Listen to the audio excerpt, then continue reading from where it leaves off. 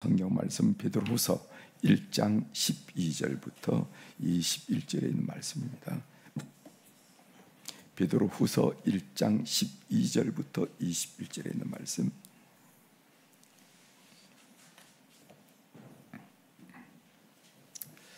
이제 12절 찾으셨으면 제가 봉독해 드리겠습니다. 베드로후서 1장 12절입니다. 그러므로 너희가 이것을 알고 이미 있는 진리에 서 있으나 내가 항상 너희에게 생각나게 하려 하노라. 내가 이 장막에 있을 동안에 너희를 일깨워 생각나게 함이 옳은 줄로 여기노니 이는 우리 주 예수 그리스도께서 내게 지시한 것 같이 나도 나의 장막을 벗어날 것이 임박한 줄을 알미라. 내가 힘써 너희로 하여금 내가 떠난 후에라도 어느 때나 이런 것을 생각나게 하려 하노라. 우리 주 예수 그리스도의 능력과 강림하심을 너희에게 알게 한 것이 교묘히 만든 이야기를 따른 것이 아니요 우리는 그의 크신 위엄을 친히 본 자라. 지극히 큰 영광 중에서 이러한 소리가 그에게 나기를 이는 내 사랑하는 아들이요 내 기뻐하는 자라 하실 때 그가 하나님 아버지께 존귀와 영광을 받으셨느니라. 이 소리는 우리가 그와 함께 거룩한 산에 있을 때 하늘로부터 난 것을 들은 것이라.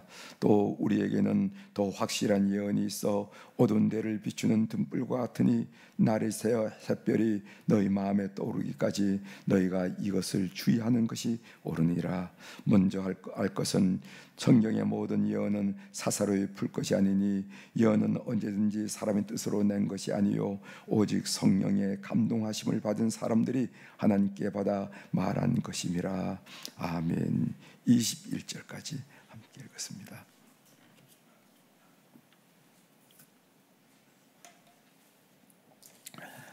오늘 우리가 읽은 말씀 베드로서 1장 12절부터 21절에 있는 말씀을 중심으로 주제를 베드로가 유언으로 하고 싶은 말은, 우리가 유언을 한다 그럼 내용이 있을 거 아니겠어요?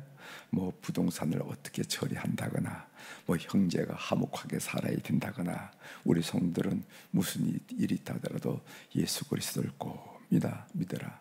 예수님께서 내가 곧 길이요 진리요 생명이라 했으니 그 무엇보다도 예수님을 꼭 믿어라. 뭐 이런 유언들 여러분 좀 생각해 보셨습니까?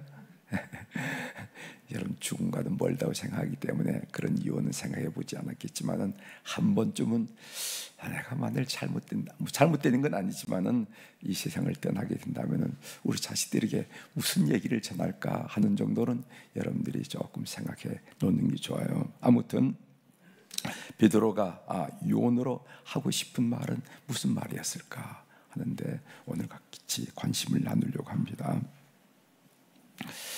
베드로 사도는 떠나야 할 시간이 다가온다는 사실을 그는 인식하고 있었어요. 감지한다고 그러죠. 그는 감지하고 있었습니다. 14절 한번 보겠습니다. 베드로서 1장 14절. 이는 우리 주 예수 그리스도께서 내게 지시한 것 같이 나도 나의 장막을 벗어날 것이 임박한 줄을 알미라.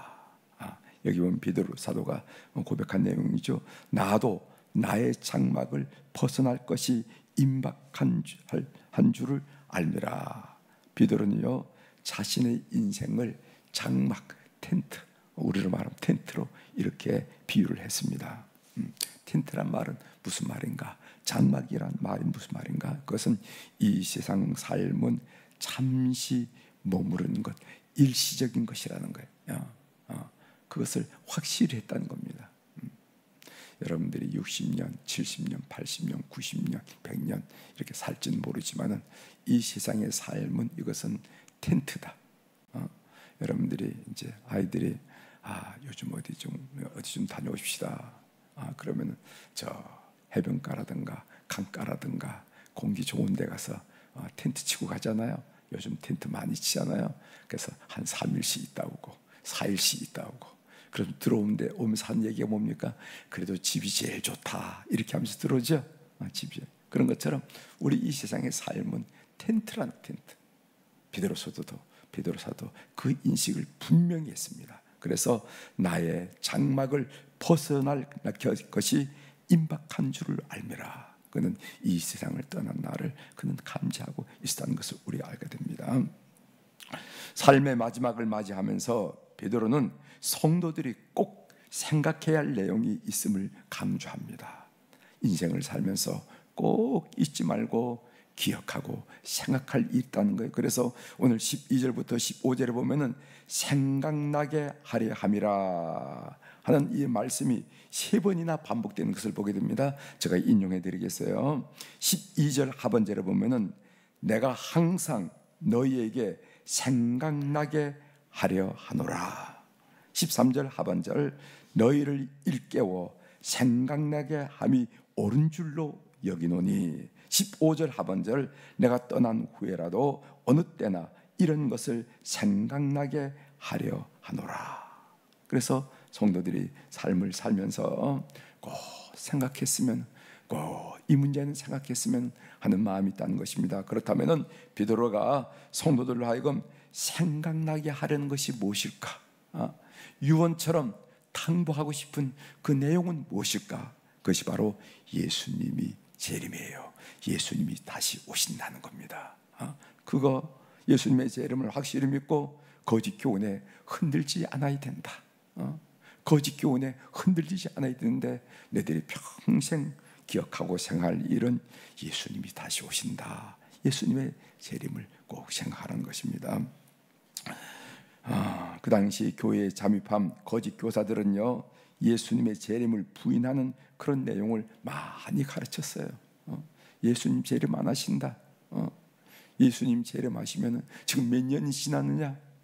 초대교인들은 예수님이 가시면서 감난산 위에서 승천하시면서 너희 본 그대로 온다 그렇기 때문에 아마 1년만 지나면 오실 줄 알았어요. 아니 10년만 지나면 오실 줄 알았어요. 20년 지나면 오실 줄 알았어요. 그런데 50년, 60년, 70년이 지나도 예수님 재림하지 않거든.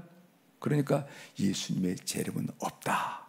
예수님은 재림하지 않으신다 라고 그런 얘기를 교회에서 많이 가르쳤기 때문에 가르치게 될 이 이야기를 베드로 사도는 지적한 것입니다. 그래서 거짓 교사들의 그 가르침에서 성도들의 믿음이 많이 흔들렸어요. 예수님이 재림하실까? 재림하지 않으실까? 재림하지 않으신다면 이렇게 살 필요가 있을까? 뭐 이런 생각들로 성도들의 믿음이 흔들렸다는 것입니다. 베드로 사도는 2가지 증거를 제시하면서 예수님의 재림을 다시 생각하라 라고 고민하는데 그 2가지 이야기가 이어서 나오는 말씀이, 하나는 변화산 사건, 그것이 16절부터 18절에 나옵니다. 그 다음 2번째 성경 구약의 예언, 그것이 19절부터 21절에 나오는데, 변화산 사건은 내가 직접 체험하는데 이 사건을 통해서 내가 예수님의 재림을 확신한다. 아니 그뿐만 아니다. 성경에 많은 예언자들이 그 예언한 내용이 있지 않느냐? 그 내용이 예수님의 재림을 우리에게 증거한다. 이제 그 내용을 좀 한번 살펴보도록 하겠습니다. 자, 변화산 사건과 재림 이야기 16절부터 18절까지 나온다고 그랬죠. 17절 한번 보겠습니다. 17절 지극히 큰 영광 중에서 이러한 소리가 그에게 나기를 이는 내 사랑하는 아들이요 내 기뻐하는 자라 하실 때 그가 하나님 아버지께 존귀와 영광을 받으셨느니라. 요 내용은 베드로 사도께서 예수님의 변화산 사건을 생각하시면서 한 말씀이에요. 예수님의 변화산 사건은 공관복음에 다 나옵니다. 공관복음이라는 것은 마태, 마가, 누간, 공관 보는 게 거의 비슷하다는 거지. 공관 같을 동, 관 보는 관점이 비슷하다 해서 그걸 공관복음이라고 그리고 요한복음을 제4복음이라 말합니다. 우리가 공관복음을 할 때 마태, 마가, 누가를 말하는데 이 공관복음에 예수님의 변화산 사건이 다 나와요. 그래서 마태복음에는 마태복음 17장, 마가복음 9장, 그리고 누가복음 9장에 이 예수님의 변화산 사건이 나오는데, 예수님께서 제자들의 3명, 12명 다 데리고 가시지 않았어요. 3명, 베드로와 요한과 야고보를 데리고 데리고 변화산에 오르셨습니다. 그 변화산을 오늘날 헬몬산이라 이렇게 대부분이 많은 학자들이 이야기하죠. 헤르몬산. 그 헤르몬산에 눈이 녹아서 요단강에 물을 채우고 있는데 그 헤르몬산이 바로 변화산이 아니겠는가 이렇게 얘기를 하는데, 아무튼 무슨 산이 되었든 간에 예수님이 변화산에 베드로, 요한, 야고보, 그래서 베드로가 나는 봤다고 얘기한 이유가 그겁니다. 그때 제자 중에 찬미한 제자 중에 한 사람이 베드로였거든요. 그런데 그 변화산에서 무슨 일이 났냐면은 예수님의 얼굴이 해같이 빛나고, 그리고 예수님이 입었던 옷이 빛과 같이 환하게, 여러분 그 빛처럼 환한 그 옷이 이어지면서 그 예수님이 변모된 거예요. 그래서 변화라고 얘기합니다. 예수님 모양이 변모된 거예요.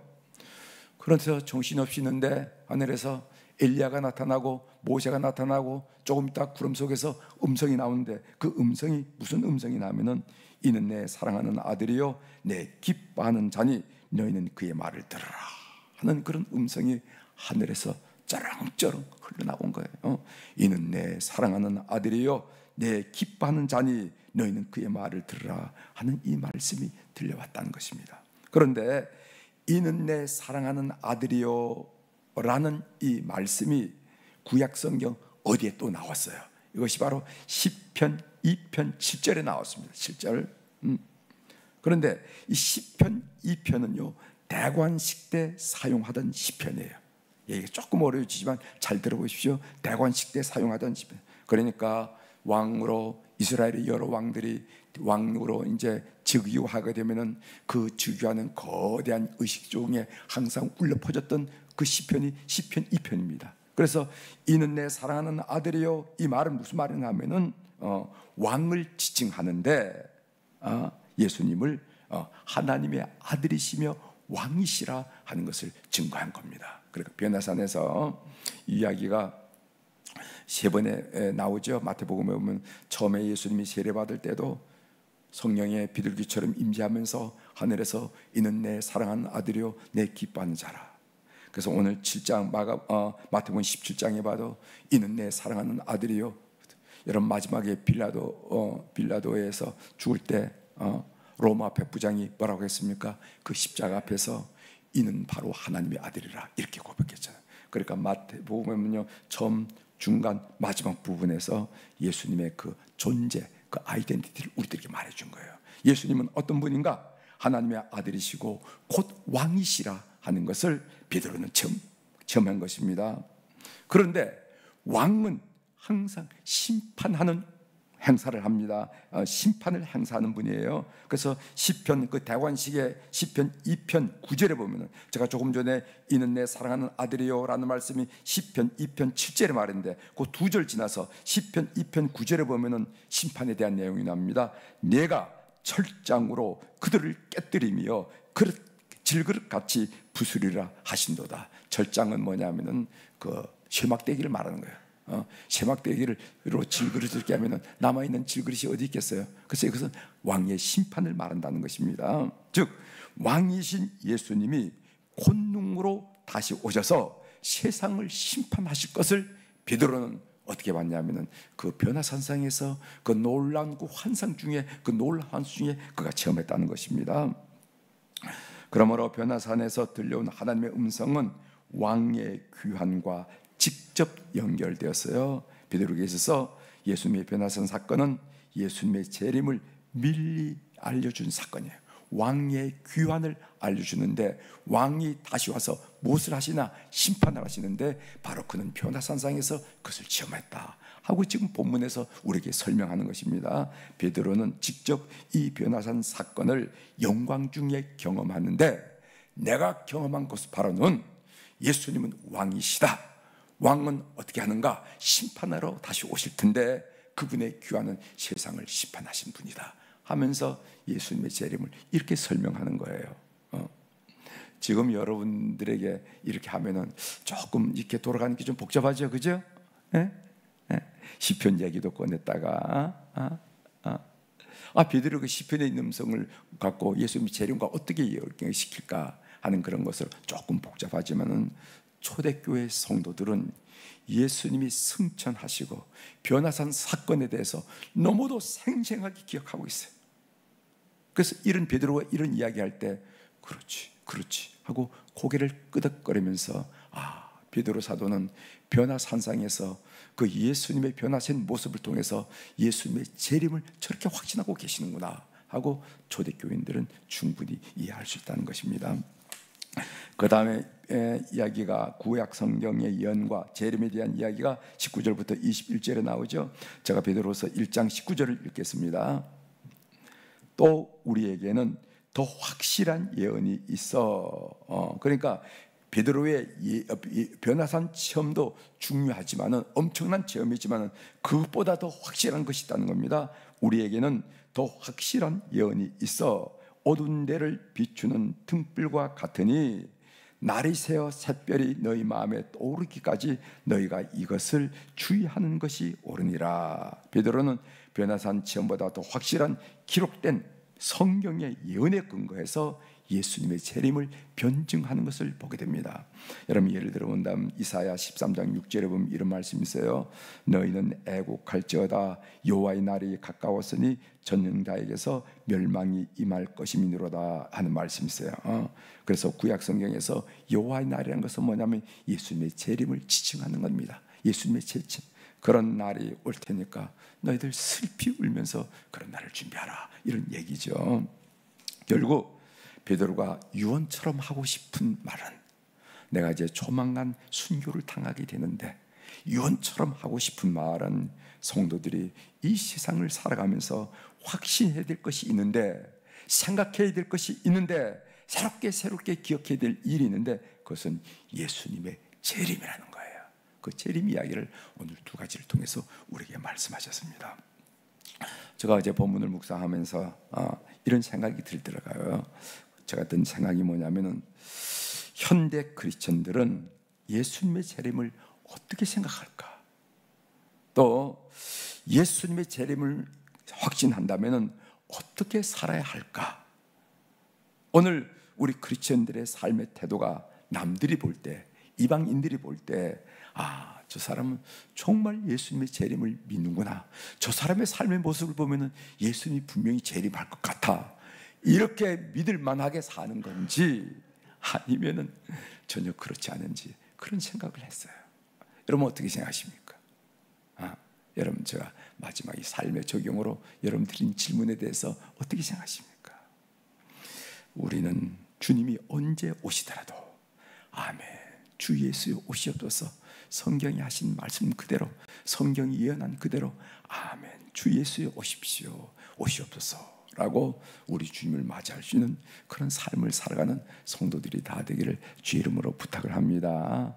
아멘, 주 예수의 오시옵소서.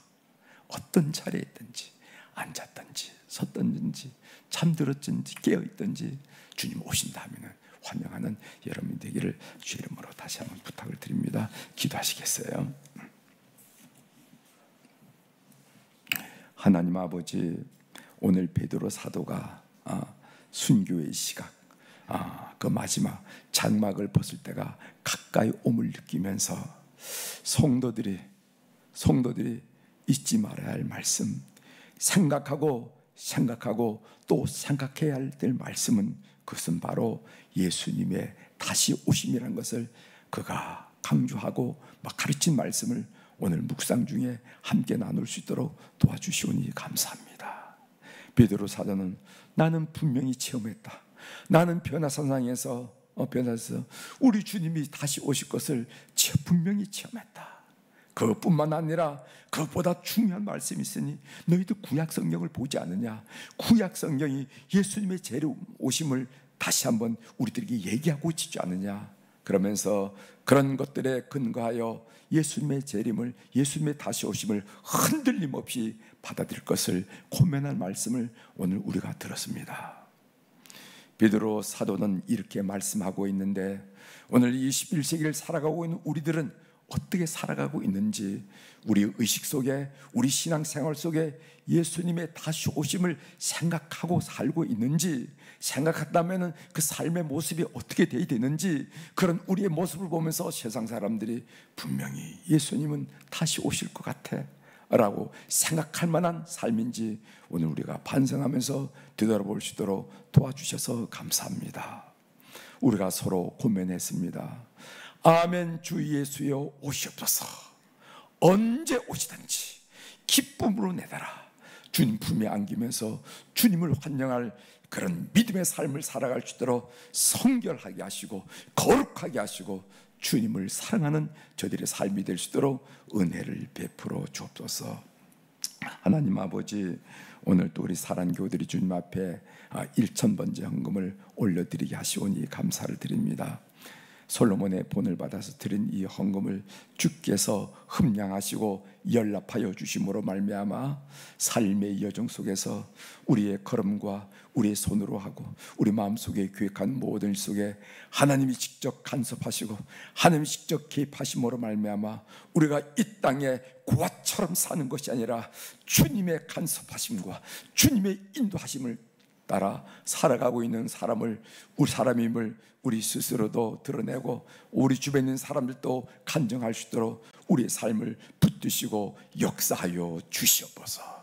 그래서 우리 앞에 펼쳐진 삶이 아무리 급박하고 어려운 상황이라 하더라도 조금도 초조하거나 조금도 불안하거나 조금도 두려워하지 않고 우리 주님 손 붙들고 승리하며 담대하게 걸음을 옮기는 주의 백성이 다 될 수 있도록 이 헌금을 주께서 연락하여 주시옵소서. 하나님 아버지, 오늘 수요일날 우리 자손들을 위해서 기도하게 하시오니 감사를 드립니다. 하나님, 우리가 눈만 감으면 우리의 아들과 딸들, 우리 손자, 손녀들 그들의 뛰는 모습을 우리가 그리면서 하나님께 기도하고 있는데 오늘 이 수요일 이 새벽에 그들의 이름을 주님 앞에 올려드리며 기도하게 하시오니 감사합니다. 해 나가 물 썰고 낯설은 곳에 나가서 학문하는 자녀들, 직장 생활하는 자녀들, 사업하는 자녀들이 있습니다. 말이 통하고 문화가 같은 곳에서 사업하기도 쉽지 않은데 바깥에서 애쓰는 우리 모든 자녀들 주님께서 긍휼히 여기시고 권능의 손길로 지혜의 손길로 은혜의 손길로 꼭 붙드셔서 생각하는 일마다 교육하는 일마다 30배, 60배, 100배의 결실을 다 거둘 수 있도록 은총을 베풀어 주옵소서. 가끔씩 주고받는 전화를 통하여 하나님이 도와주셔서 하나님이 이끌어 주셔서 하나님이 역사하셔서 성공했습니다 라고 하나님을 찬양하는 그런 대화가 가득할 수 있도록 가정가정마다 은혜를 베풀어 주옵소서. 하나님, 나라의 부름을 받아서 국방의 의무를 감당하는 우리 자손들이 있습니다. 주님 기억하여 주시고 하나님 좋은 지휘관을 만나고 좋은 전우들 동료들 만나서 그 2년 동안의 기간이 허송세월했다고 탄식하는 것이 아니라 그 기간을 통해서 그들의 인격이 성장하고 그들의 마음이 넓어지고 인간관계를 훈련하면서 성장하는 그런 기관이 될 수 있도록 은총을 베풀어 주옵소서. 그래서 국방의 의무를 다 감당하고 우리 앞에 섰을 때 우리 교회의 기둥처럼, 가정의 기둥처럼, 이 사회의 기둥처럼 여겨지는 든든한 인물들로 성숙하고 성장하는 축복을 그들에게 허락하여 주시옵소서. 하나님, 이제 곧 2학기가 됩니다. 대학 수능 시험을 놓고 이제 노력하는 우리 자녀들이 있습니다. 하나님 살펴주셔서 그들을 앞에 열려진 재학의 문을 활짝 열고 하나님의 기대와 하나님 바람과 하나님의 소원을 넉넉히 이루어드리는 귀한 우리의 자손들이 되도록 은총을 베풀어 주옵소서. 마지막까지 달려갈 수 있는 건강을 주시고 집중력을 주시고 의지력을 주시고 뚜렷한 목표를 주시고 흔들림 없이 매진하면서 기대하는 결과를 얻을 수 있도록 우리 모든 수험생들을 축복하여 주시옵소서.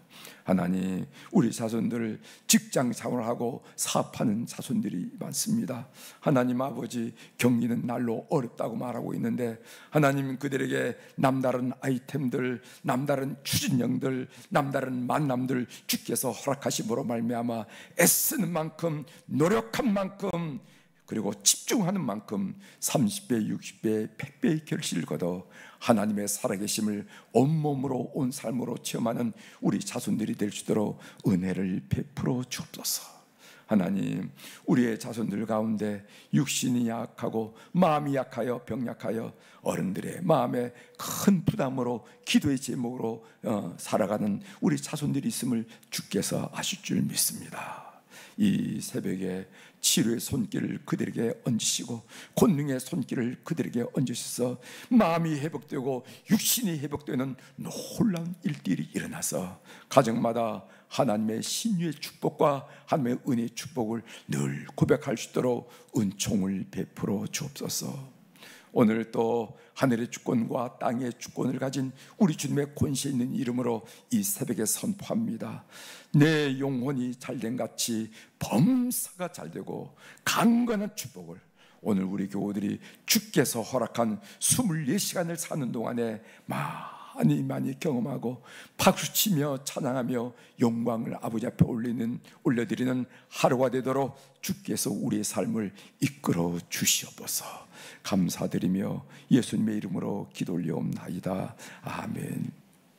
하늘에 계신 우리 아버지여, 이름이 거룩히 여김을 받으시오며 나라가 임하시오며 뜻이 하늘에서 이루어진 것 같이 땅에서도 이루어지이다. 오늘 우리에게 일용할 양식을 주시옵고 우리가 우리에게 죄 지은 자를 사하여 준 것 같이 우리 죄를 사하여 주시옵고 우리를 시험에 들게 하지 마시옵고 다만 악에서 구하시옵소서.